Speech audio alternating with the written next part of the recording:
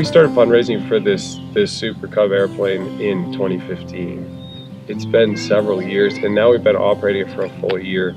And one of the things that I've struggled with up till now is like sometimes having doubts, like, is it worth the cost? Is this airplane really justified? And just last week, it had been a full year that we've been operating the airplane, and we hadn't done a single medevac yet.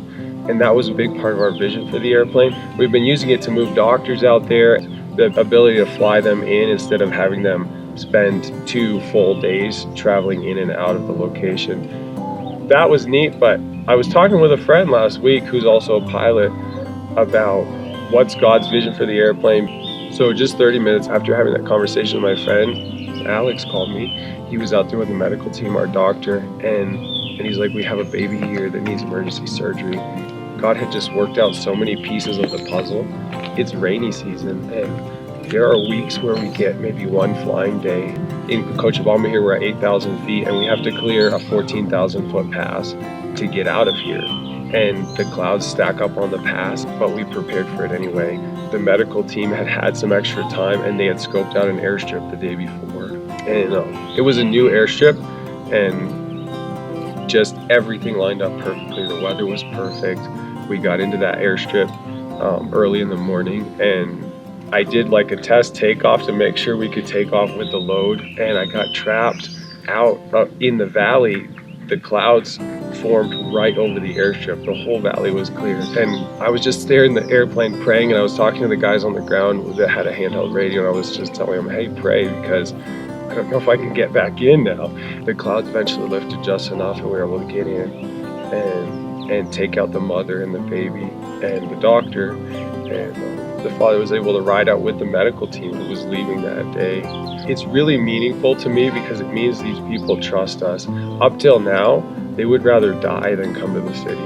And the fact that we've built relationships with them for 4 years now, they actually trust us enough to come out here to a very intimidating situation where they barely speak the language.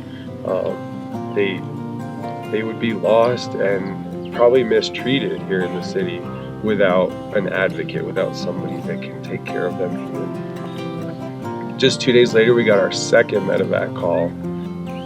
You know, I've had doubts along the way, but I just see how God's opening the doors. And sometimes these things take time. It takes time to build the relationship, and it takes time to see how God's will unfolds.